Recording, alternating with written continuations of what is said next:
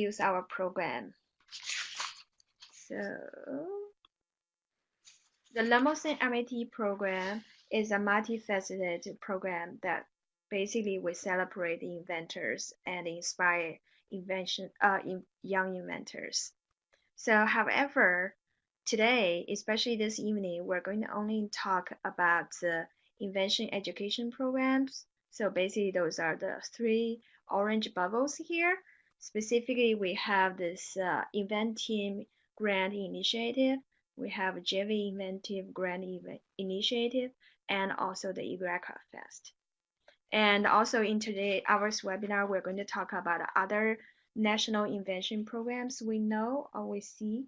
So specifically today, I'm very happy to have Tony join us as he is the Invention Education Coordinator at the Lemelson-MIT Program. He will share his experience with our two invention education programs. So a brief introduction of Tony. So Tony was a previous high school science teacher at the Sarah Good STEM Academy in Chicago. So for those of you who may not know, Sarah Good is one of the first American females who received a U.S. patent, and she invented a cabinet bed. So Tony previously also managed the public education program at the Chicago Museum of Science and Industry. So since 2015, Tony has been working as a coordinator of the Inventing program at the Lemelson-MIT Program. So Tony run basically day-to-day operation of this national grant initiative, basically for all the inventive use. And previously, and even now, Tony works with a lot of schools, teachers, and students to support their invention education, and also if they happen to be the recipients of the inventive grant, Tony also to support them in their projects. So Tony, welcome. Can you tell us a little bit about how you work with schools and visit the schools? Sure. Thanks, Helen, and thanks for having me. Thanks, everybody, for joining us today. I'm really excited to be here and share invention education with you. As Helen mentioned, I have I don't know, I feel like it's an honor to visit schools around the country and young inventors and support them alongside their journey. So Helen's included some pictures here from last school year. The first picture on the left is me visiting a team of young inventors in West Virginia. They were working on a problem to recycle waste cardboard and turn it into a building product. This was a team that came from very strong career and technical education background, very much a hands-on group there. And on the right was another team from last year that had a very different entry point into the world of invention. These were science research students who did a project on how different wavelengths of light affect your sleep habits. And they ended up being inspired by their research to invent a device to help them. In their dorms, these students are at a boarding school in rural Pennsylvania. It didn't have a lot of sunlight in their dorms, so they did a neat job of applying their science research and inquiry skills to be inspired to become young inventors. Wow, this school seems very interesting. So Tony, can you tell us more about how these students invent? Sure. I think it's first important just for us to all be on the same page about what an invention is. I know everybody's got a different background here. An invention has three key characteristics. An invention is useful, an invention is unique, an invention can be reduced to practice. So what does that mean? An invention is useful, it solves a real problem for a real user. You can see in the way that we've conceptualized the invention cycle, we put the user right at the center of everything. They're really key to making sure that you're not making just another fun project, but you're actually solving a real problem for real people, making somebody's life better. An invention is unique, so you can show through research and design that You're doing something new and novel that somebody hasn't done before. And the last piece, an invention can be reduced to practice. That really falls in that build and test phase. You can actually build and make this thing. It's not just a dream of some crazy thing you can sketch out on paper but have no clue how to make it real. Inventions you can make real. And I also want to call out here on the left-hand side, we find that with all inventors, but particularly with young inventors, there are a lot of entry points. That means they may have particular skills or interests in a certain area. Maybe they've been on a robotics team. Maybe they've done some coding. Maybe they've started a business before. Maybe they're really into the arts. That can be an entry point, but through the process of inventing, students develop new skills, new knowledge, and new interests. So just a couple of examples of how that process might work with some different teams. On the left here, we have the DIY girls. This was an invent team we worked with last school year. Now, this was a team that came into the invention cycle through more participatory youth action research. They understood a very local problem, and that was issues related to homeless families in Los Angeles. They understood their problem very well, really wanted to make a difference for the lives of families. It turns out that a lot of people slept in tents. The tents were not safe. They were very easy for somebody to slash a knife through. It turns out, as they learned through their participatory youth action research, that there was a lot of women, single women with young children who were sleeping in these tents, so they didn't feel safe. There was no sanitation, nowhere to charge their cell phone. The city of LA gives women a cell phone for protection reasons, but they didn't have anywhere to charge it. And the tents have to be down by 6 a.m. and can't go up until 9 at night. So it needed to be very easy to fold up and put away. So what they ended up doing is learning a lot of hands-on skills. You can see they learned how to sew, they learned how to solder, and by the end of the year, they were able to showcase here at MIT their full working prototype, which was pretty special. Another entry point, the Pine School. This is a team from South Florida, not far from Fort Lauderdale. And they came in from the science research side of things. Their teacher is a science teacher, and they're very tied into the river. And in Florida, where they live, there are a lot of issues with the water due to agricultural runoff. There are high levels of nitrogen that's affecting the manatees and the grass that the manatees eat and use for protection.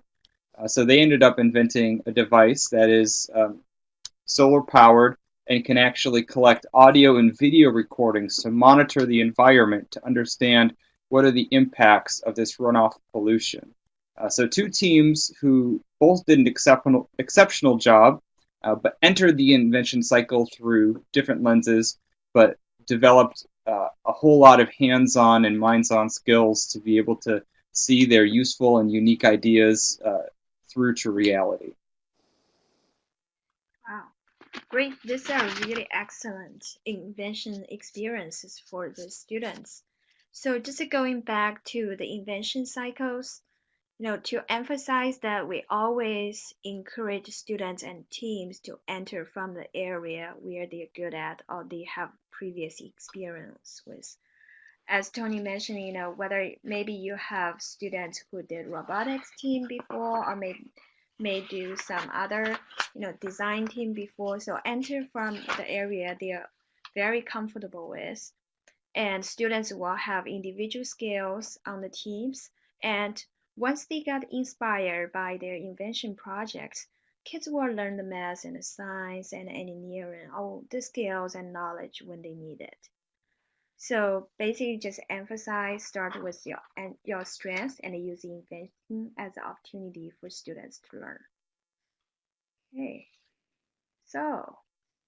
So here, Tony, you have been working on the Invent Team National Grant Initiative.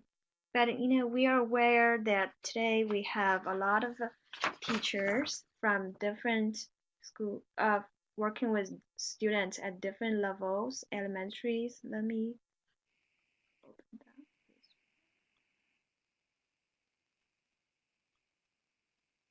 So I see we have high school teachers who work with high school aged students, work with post-secondary school aged elementary school students, and also middle school students. So, there are so many other than our program. There are other national programs that also include the inventive spirit that we can see. Here we listed programs that support inventors from elementary school all the way to college or even graduate school that we see. So for the audience, if you know any other program that you know of that is not listed here, please post it to the chat window so that everybody can see it.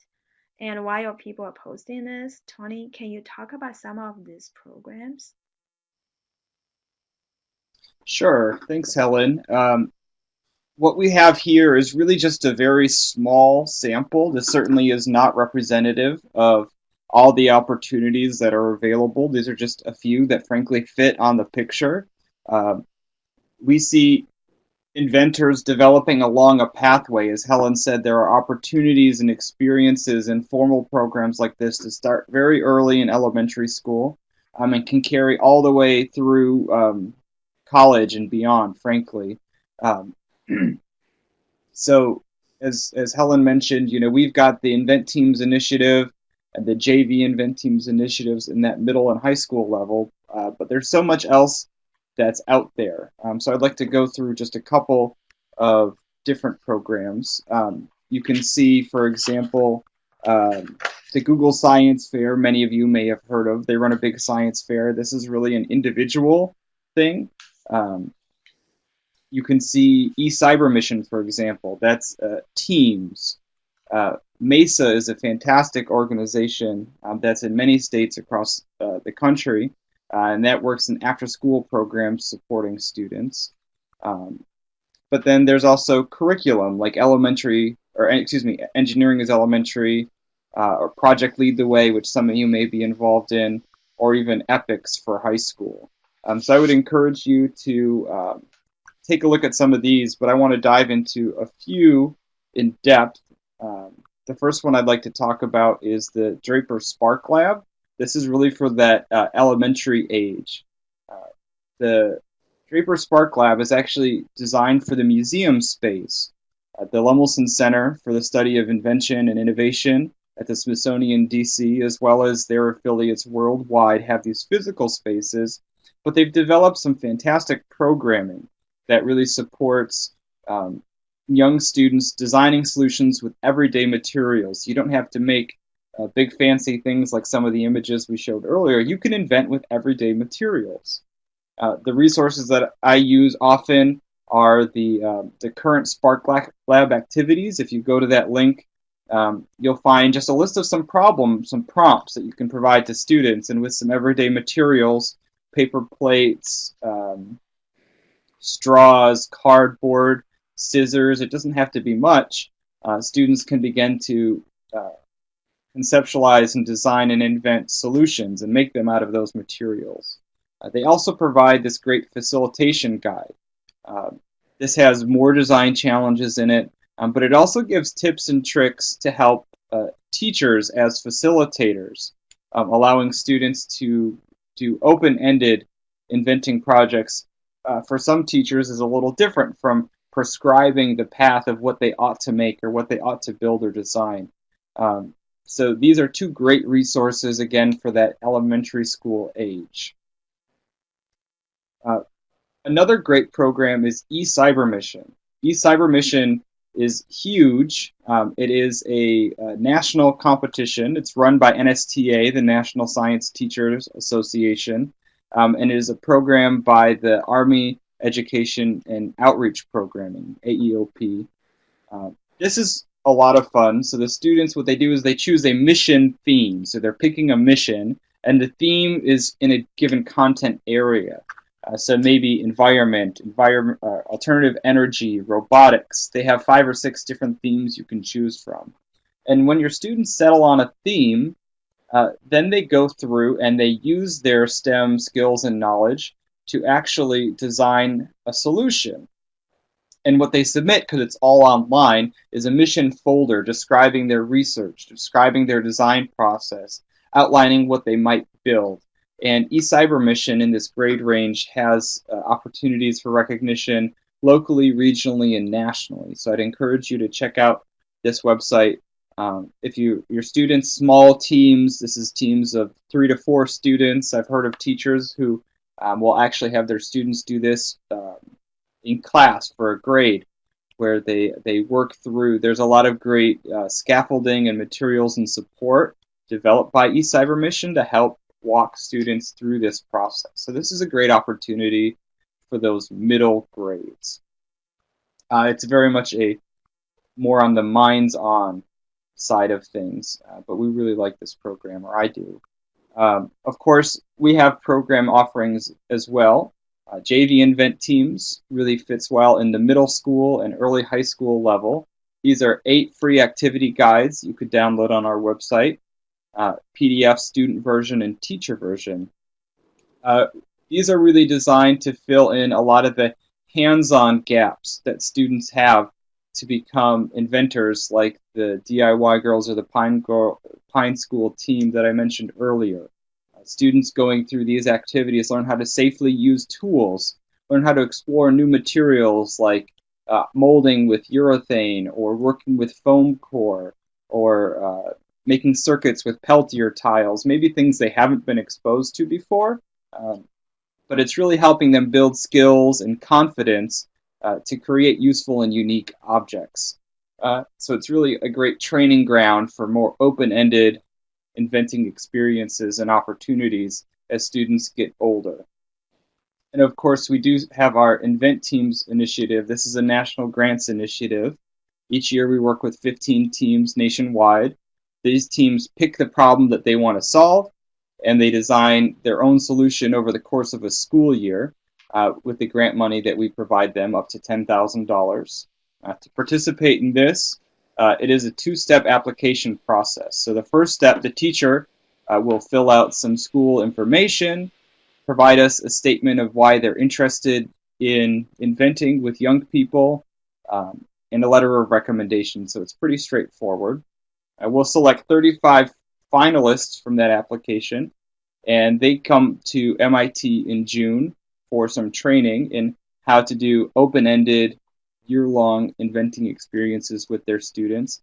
But they also get to come to the event we call Eureka Fest. Eureka Fest is where the teams showcase their inventions at the end of the year, and it's a real celebration of the inventive spirit. It's a lot of fun. So teachers get, one part inspiration and one part training here at MIT to participate in that. And then the second step is by invitation to those finalists, and they fill out a full grant proposal. What is the budget that you need? What is the background research justifying that you've identified a real problem and your proposed solution is technically feasible? So Invent Teams isn't the place always for people to start, but it's a great capstone experience for high school students. We'll be announcing this year's grantees next week on Tuesday, so check back on our website and you'll see which 15 teams received the grant. And that's when the application for next school year, the 2018-2019 school year, will open up. So that's our Invent Teams grant initiative. Wow. Thanks a lot, Tony, for introducing the national invention programs as well as the invention education program offered through the Lemelson-MIT program. So I just want to remind you, we have been looking at all these national invention education programs. There are all also local invention education opportunities. For example, look through whether there are universities or colleges that's nearby. So look into their, often they have an engineering department, sometimes physical science department, they have machine shops or even maker space. This potentially can offer invention education opportunities for your students.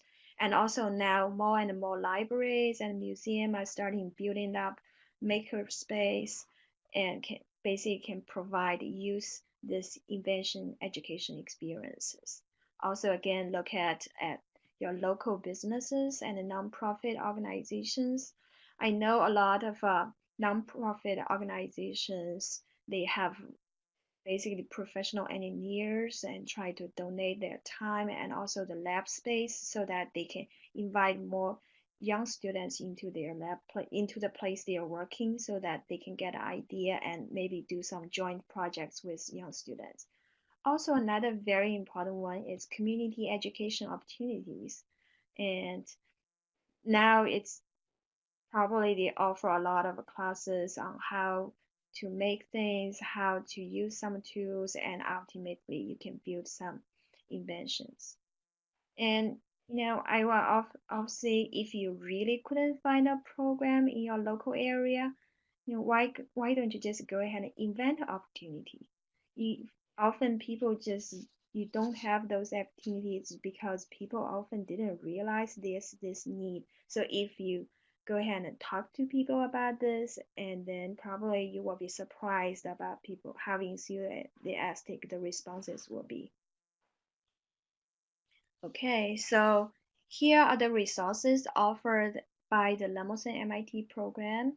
So we have the more information about the Inventive National Grant Initiative and also the JV Inventive curriculum materials, and also we also our website also offers about the inventor archives.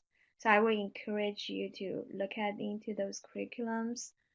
And also, we purposefully didn't list more of those national invention education programs because we want you to invest local or national invention education opportunities in your area or about. So help us promote invention education. So if you have a list, post it in the chat window and then help us fill in this page.